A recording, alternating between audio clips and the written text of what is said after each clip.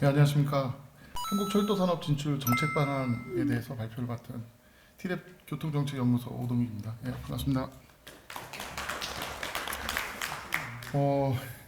고속철도 고속열차 최초 해외 수출 기념 세미나에서 또 이런 정책 발표를 하게 돼서 굉장히 감사하게 생각하고요.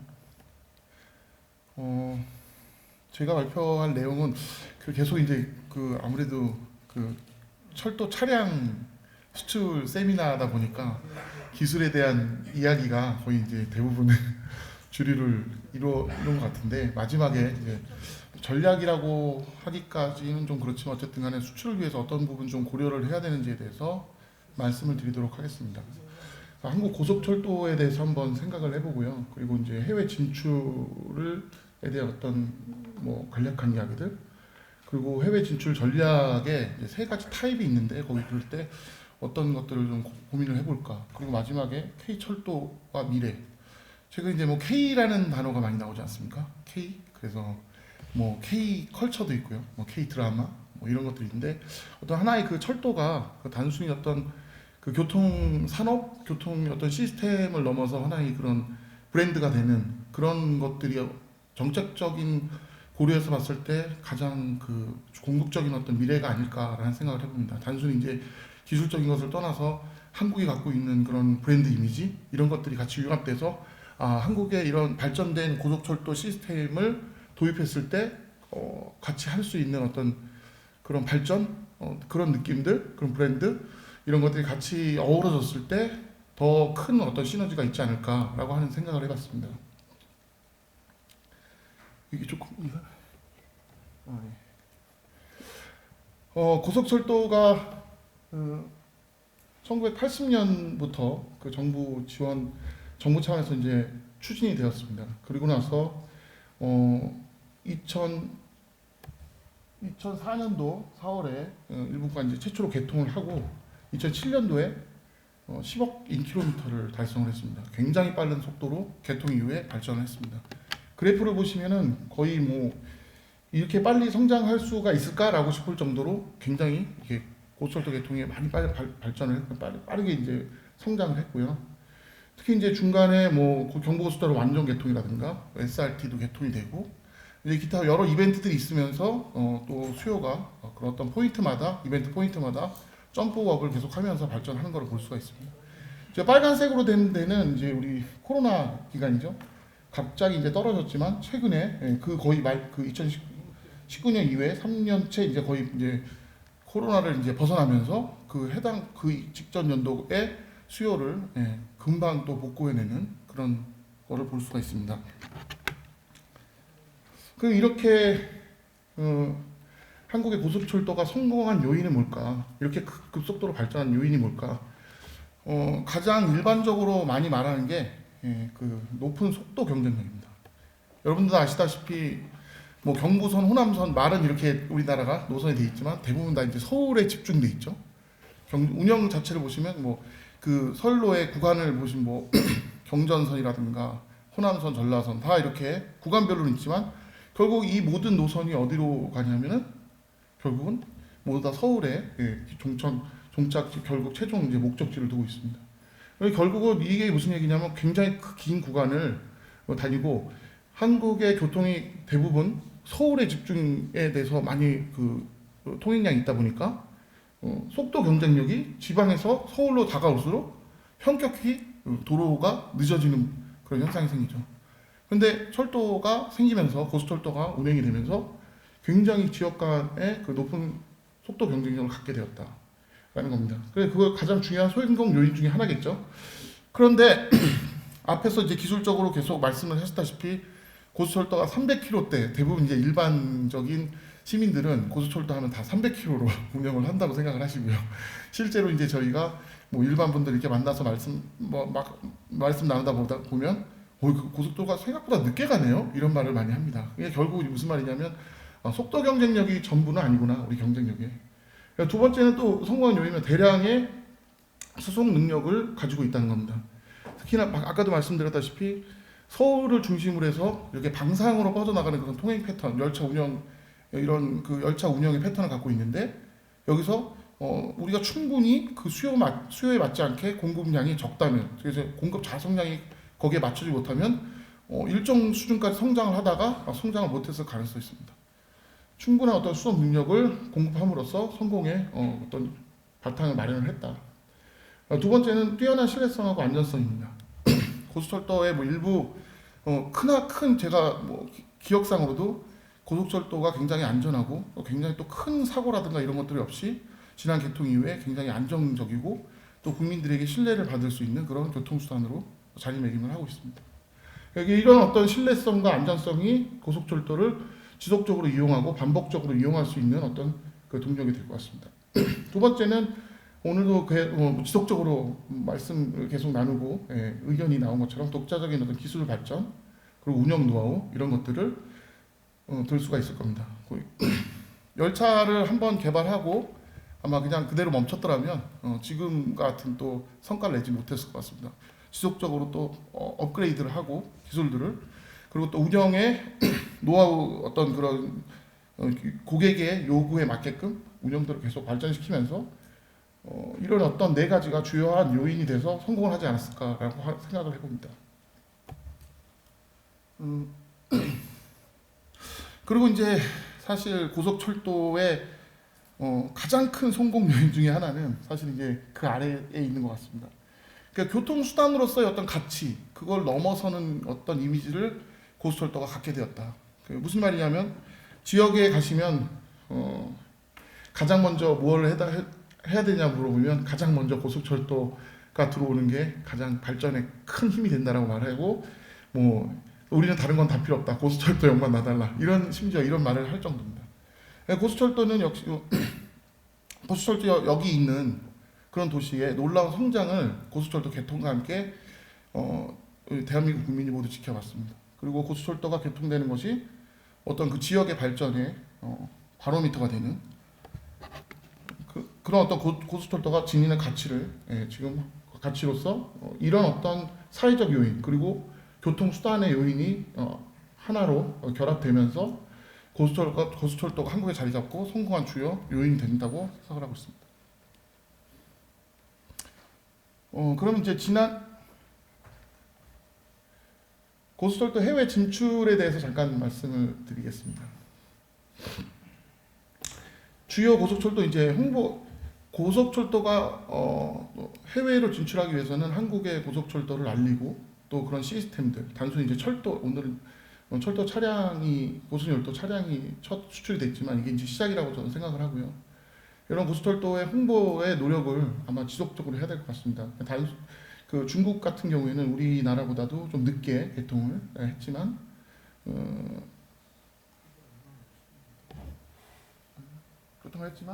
그 고속철도 세계 회의라든가 이런 부분들을 개최를 하면서 자국의 고속철도 기술과 운영 이런 노하우들을 세계에 알리는 노력을 지속적으로 하고 있습니다. 일본도 마찬가지고요. 또 그리고 유럽의 고속철도 국가들이라든가 그다음에 미국, 터키 이런 국가들도 특히나 고속철도가 운행되지 않는 국가들도 이런 대회를 개최하면서 여러 가지 부분에서 자국의 철도를 홍보하고 또 전 세계에 설명하는 그런 기회를 계속 지속적으로 노력하고 있다는 걸 볼 수가 있습니다. 한국도 이제 조속히 이런 어떤 고속철도 세계 회의를 개최를 해서 또 한국의 노하우라든가 이런 기술 개발에 따른 그 발전 이런 부분들을 지속적으로 홍보를 해야 될 것 같습니다.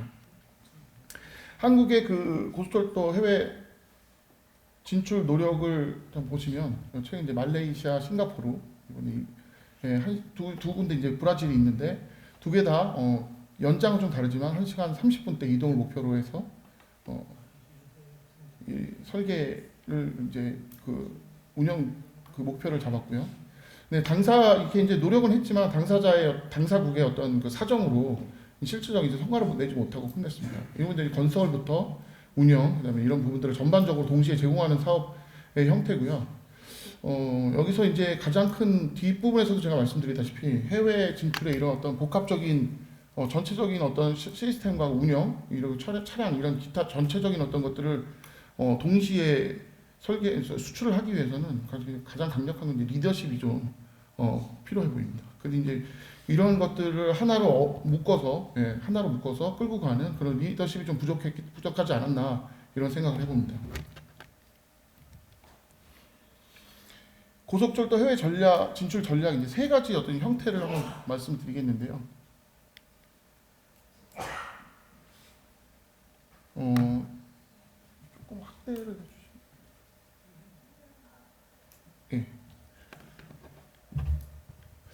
그 첫 번째는 이제 단순히 고속철도 차량을 수출을 하는 겁니다. 지금 우즈베키스탄에 철도 차량 수출을 하는 이 케이스가 될 것 같습니다. 저는 이런 이 철도라는 시스템이 굉장히 좀 광범위하지만 단순히 차량을 수출했다 이렇게 축소해서 생각할 필요는 없다고 생각합니다. 오히려 이렇게 작은 하나의 시발점이 굉장히 큰 성과로 향후에 이제 미래에 발전할 수 있을 거라고 보고 있고요.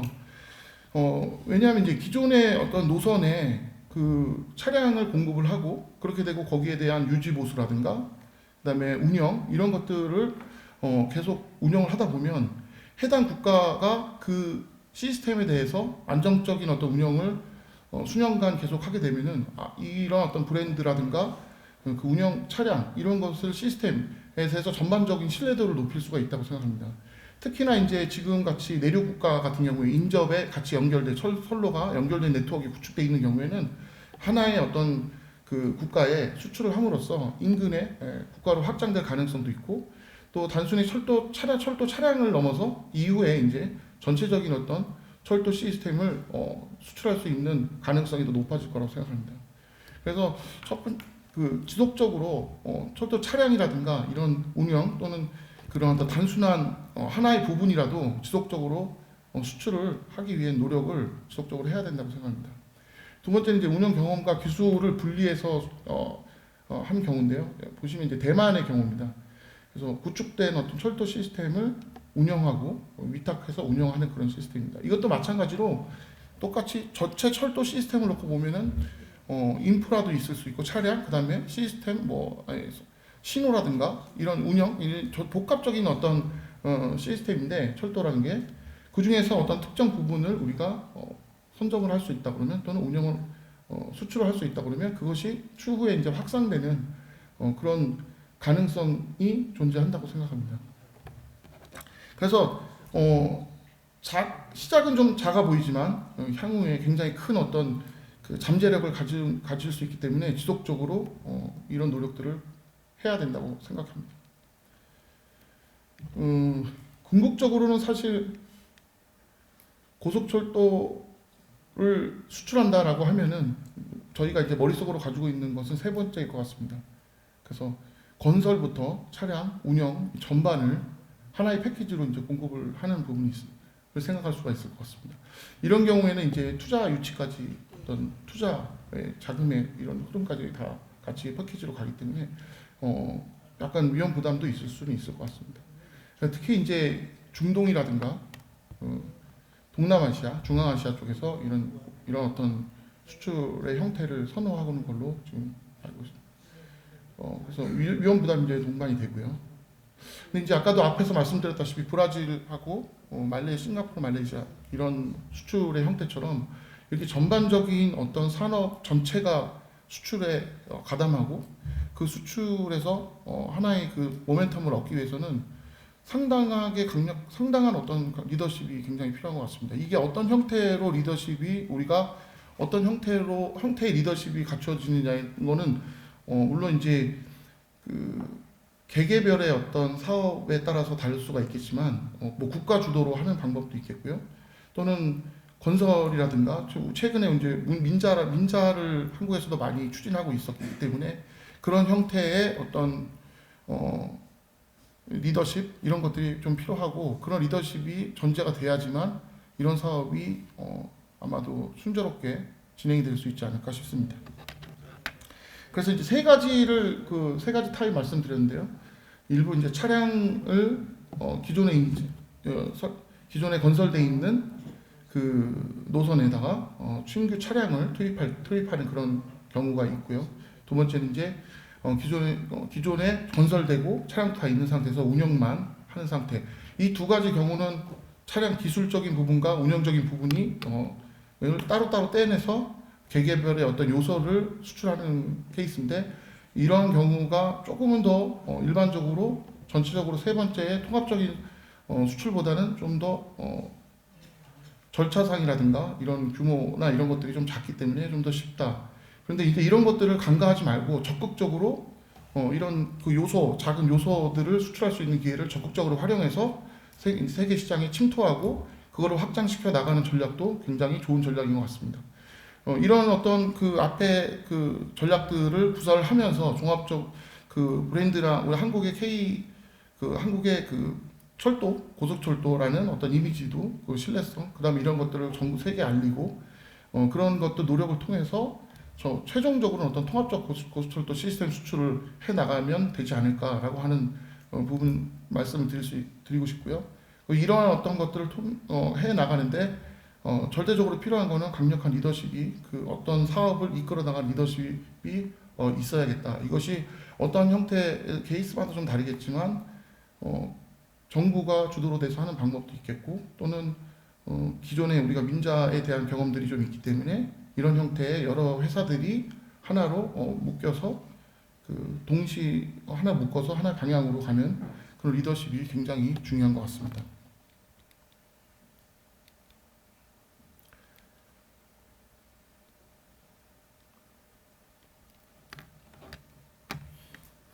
그래서 그 세 가지 유형을 말씀을 드렸는데요.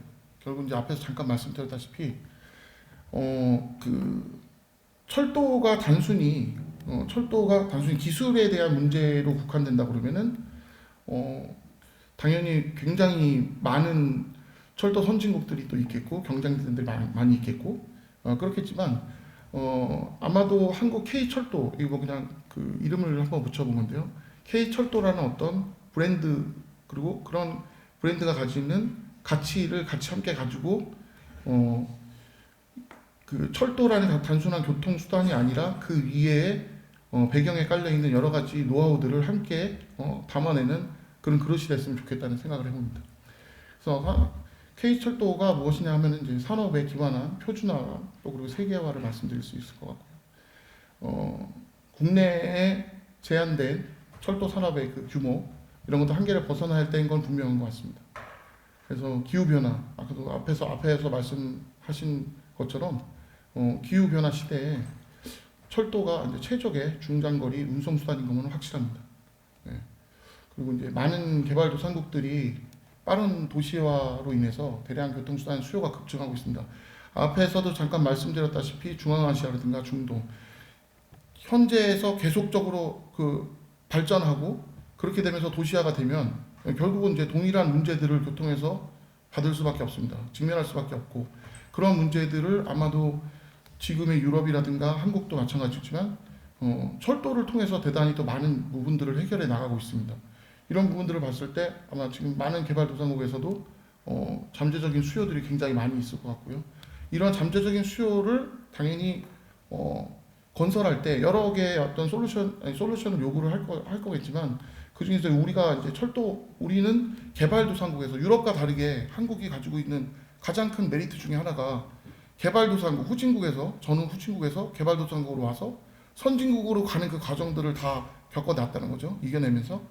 마찬가지로 고속철도라는 것에도 이런 어떤 가치를 담아서 지역개발, 그 다음에 성공의 어떤 노하우를 같이 담아서 함께 공급하는 그런 전략이 중요한 것 같습니다.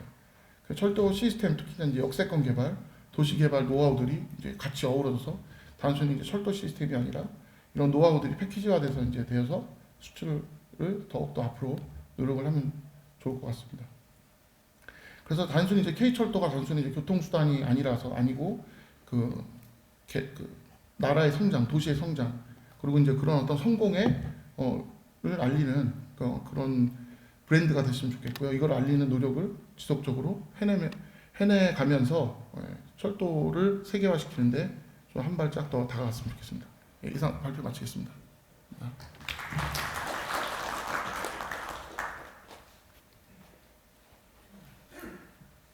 네, 주제 발표를 해주신 두